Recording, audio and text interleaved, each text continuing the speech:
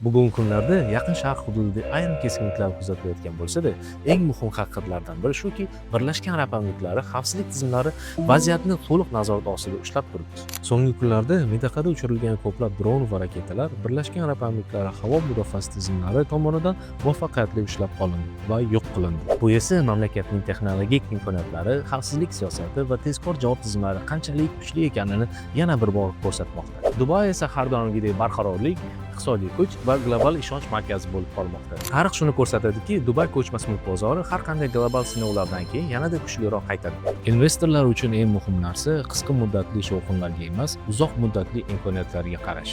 Dubay aynan shunday imkoniyatlar shahri. Bugun bu yerda kuchli iqtisodiyot, xalqaro investorlar uchun ochiq siyosat, xavfsizlik va infratuzilma, global biznes markazi juda ko'p.